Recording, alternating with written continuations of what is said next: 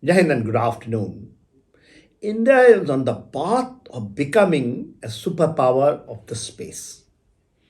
Our integrated and synergistic approach, which we have taken of the public and private partnerships, where the ISRO industry and the aerospace startup, which is more than 300, just has come up. I think this approach has given up that, and the world globally, they are now recognizing that in the verge and of becoming the superpower. See, earlier it was taken that NASA had a lead. NASA started 1958. The Russians, Roscosmos, started 1950s, and then they have also got integrated in 2015. Chinese came, just during this time only, and 50s. Around that, everyone came. So we also started in 1969. Very, very surprising. Pakistan started in 1961, 8 years before us, but they are nowhere.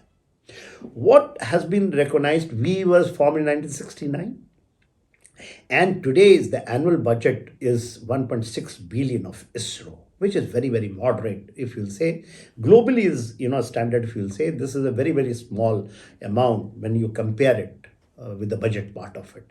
But one thing the whole world now acknowledges, that is the most cost effective our programs are, and the innovative approach which we have done. Probably I think when we started with the cycle and bullet carts, and that has given us, and we have gone for the innovation part of it. See, today we have established ourselves that the moon mission of Chandrayaan, which has started, Mars Mangalyaan they started, and then 2017, when we launched 105 satellites by one rocket, I think the whole world was amazed. And that, when Indian space program came to the notice of everyone, and 2023, I think we crossed all the bounds. When Chandrayaan 3 landed on the south pole of moon, everyone was surprised. In the matter of the fact that, everyone was thinking that it is not possible to do that. But that has proven to the world, 2023, that we are, I think, we are the best. I think we are already on the path of becoming the superpower.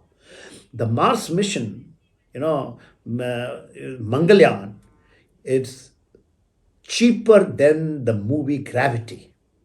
It was cheaper than that. See how cost effective our systems are. So in 2022, I think, we a very concrete decision was taken by the, and a very bold decision by especially the present government, that ISRO will open up. So the three pillars: ISRO, Indian industry partners, and aerospace startups. See, and single-handedly, Prime Minister has been pushing this. He has even now gone. Therefore, yesterday he has unveiled the startup, that is a skyrocket infinities. He has to encourage them. He has unveiled the rocket which will be sent, Vikram 1, and this will be, I think, in 2026, but he unveiled that Vikram 1. They launched Vikram S, they tested, that is the time startup part of it. Let's come back to this.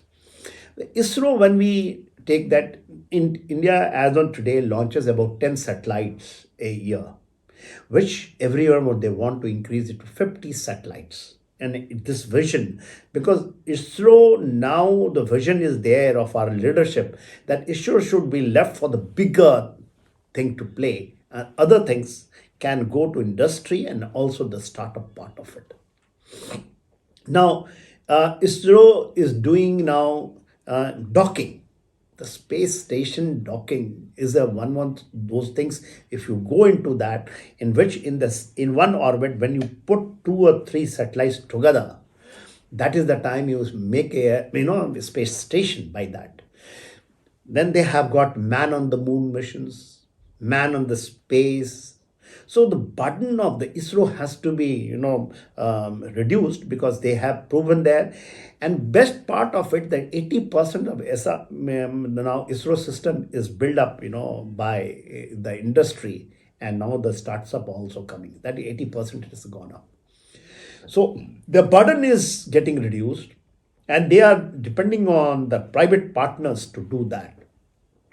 Now, the global space industry, it is, pitched at $1.8 trillion industry by 2035. 2035, it will be $1.8 trillion. And the global space industry, Indian space industry is poised to expand.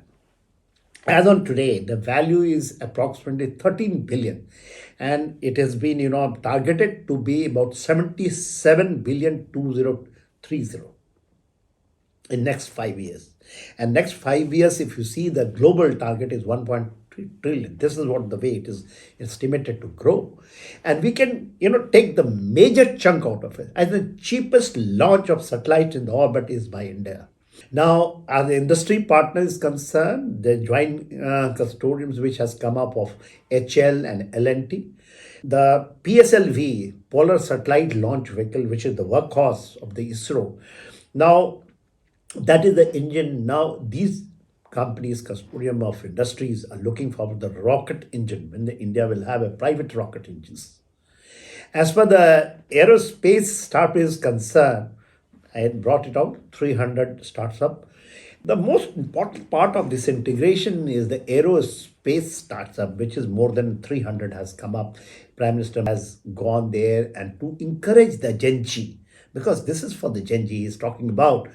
And the story of skyrocket infinity, I think that has to be taken. I will make a very, detailed video on it, where now Vikram 1 probably will be launched in 2026. This is the rocket which will be going into orbit. In the orbit, they will put it by 20. It has an unveiled. Before that, Vikram S, they have launched and they have achieved. It was launched from Sriharikota of ISRO, and it has gone and traveled up to 90, and it was suborbital, trial was there, and they were successful. I wish them all the best, and I will be making a very detailed video of this achievement by the skyrocket infinity, which the Prime Minister has just gone. It is in Hyderabad.